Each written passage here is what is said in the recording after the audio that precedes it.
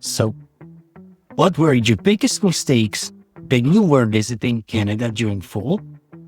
In this video, I'm sharing the top 5 mistakes families make in Kelowna in October and what to do instead, based entirely on research from local tips, from blogs, web pages, tourism pages, reviews, maps, and event calendars.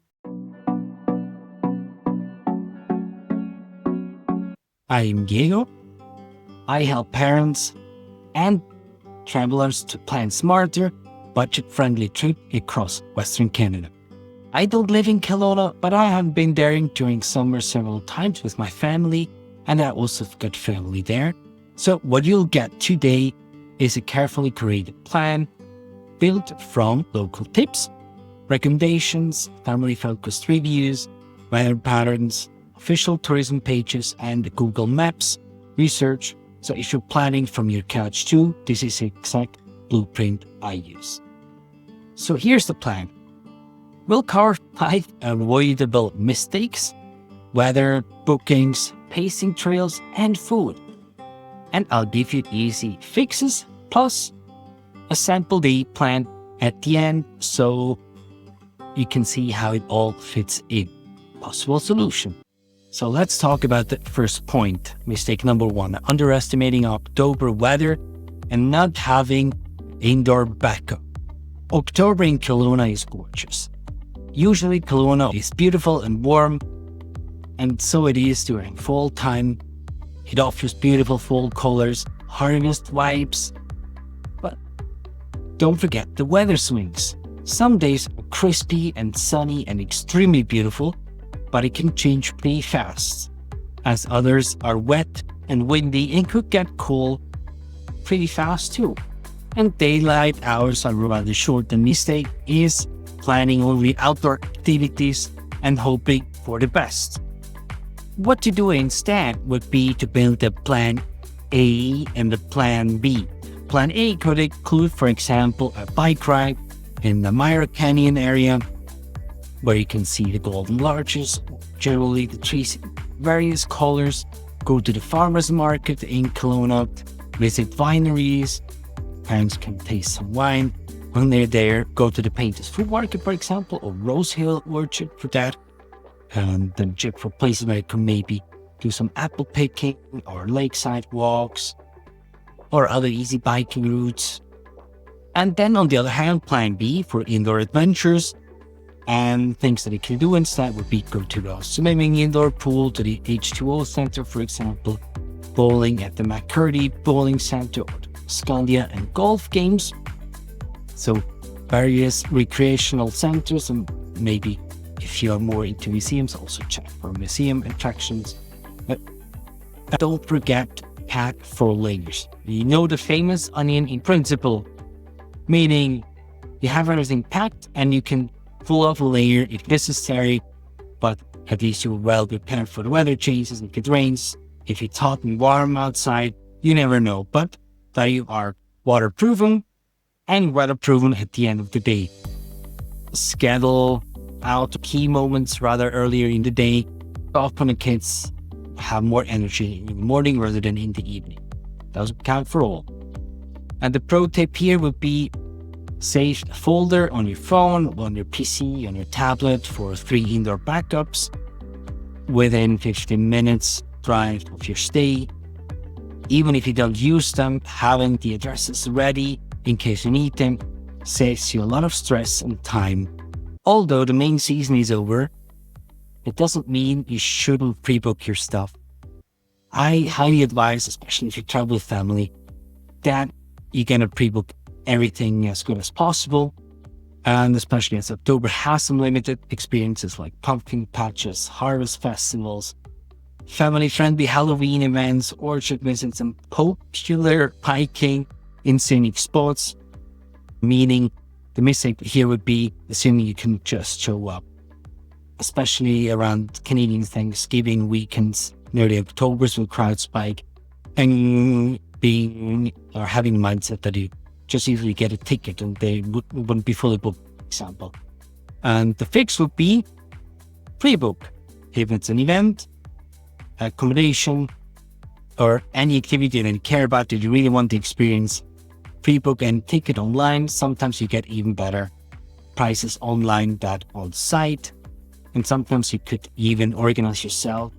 Some places might even tell you which time slot you should come in. For the adults, Kelowna Beer Weeks, the Okanagan Wine Festival.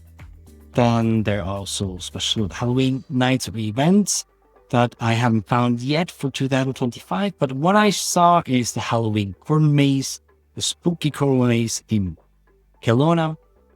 Or other than that, you can look for scenic bike rides, check for bike rentals. Good examples, Myra Canyon, or you just book yourself a zipline adventure at the H2O Adventure Park, which is Canada's highest and longest zipline. And even if you want to have a kid-friendly tasting room at the wine Itinerary, make your reservations, especially on weekends, as you can get busy very easily. And also check pick up for orchard hours, some close early, especially towards the end of the season, mid-month. And if you plan to have a Thanksgiving dinner in Kelowna or generally in Canada, then I highly advise you to book as early as possible. The places are limited and they are gone pretty fast. So, coming to the next point, as I've mentioned before on several itineraries, overstaffing in day life is mistake number 3. Very often, I count myself in, you cram attractions or too many attractions into one day rather than focusing on 2 to 3 attractions. Because we often forget the pace of the kids, snack stops, toilet stops, or the earlier sunsets, especially during autumn. And the mistake is turning your trip into a checklist and spending more time in the car at the experience. One example could be if you want to visit the indoor pool areas, you're going to spend easily 2 to 3 hours at this place, especially if you have girls, then drying your hair at the end takes even more time than for us men and boys. So these are things you need to count in. And the most likely only are you going to do one other attraction in the afternoon because probably it's already lunchtime when you're ending with your swimming session. So keep that in mind. So having said that, keep it maximum to 3 activities per day. If possible, at least 1 outdoor anchor and 1 food anchor, meaning either a ride or a walk or a farm coffee, market or picnic. And then also plan in some flexible anchor points on playgrounds or museums or short viewpoints. Already maybe do the trick too. And with group activities by area to cut driving, look at the map clusters and choose what's nearby. And in case, depends on how old your kids are, if they still need a nap, they might crash after lunchtime. To be honest, it makes our lives easier if kids did have enough sleep or were just able to regain their energy. And one more thing I would add is a time buffer. Add 15 to 20 extra minutes to any drive with the kids and expect transition time at every stop. And if this is already helping you, hit like, so YouTube will show this to more traveling parents, and comment your kids' age. I'll prioritize future research for your age groups. Also check the description for a short checklist you can save to your phone, if that would be helpful for you. And with that, let's go on with the video. And we're coming to mistake number 4. So picking the wrong trail or viewpoint for your crew. As in general Canada, also Kelowna has tons of beautiful viewpoints. So it makes it not easy always to choose the right viewpoints. And as I said, Kelowna is not short of these stunning lookouts and family-friendly rides, but conditions can change in October. Wind, unexposed trestles, damp leaves, underfoot, cool temperatures. So what I really want to press here is choose a route that is not too long, depending how old the kids are, of course, that are not too exposed or maybe not even stroller friendly. The fix would be to prioritize loop or out back routes under 90 minutes for younger kids or shorter routes to keep more height. And I know my youngest one would ask me the whole time, "Daddy, are we there yet? Daddy?" So you know what I mean. And if you're biking scenic corridors, check elevation, distance, and weather. There are railings exposure. For little riders, go shorter and earlier in the day, and maybe have a lakeside or boardwalk fallback that is flat, easy, stroller friendly, and still photogenic if the weather shifts. And in addition, pack a small kit, which includes band-aids, snacks, hot drinks in a thermos bottle, thin gloves, and a headlamp just in case. You never know. Point number 5, winging meals. Nobody wants to have hangry kids. And October hours can be shorter. Some kitchens close earlier on weeknights, and popular spots can still fill up on weekends. So the mistake here is assuming you'll figure out the food and then dealing with hangry meltdowns. The fix would be to pick 2 family-friendly restaurants in advance or coffees for each day, save them in maps with hours noted, or even on Wonderlog if you use Wonderlog, and check them the day before and even reserve them the day before. And the reason I'm telling you that is, with that, you don't need to think about during your day where to eat, what to eat, and where to go. So less stress, something less to think about if you're already handling a meltdown. If you plan to eat on the weekends, reserve your spot. That's crucial, because most likely you won't find the spot spontaneously.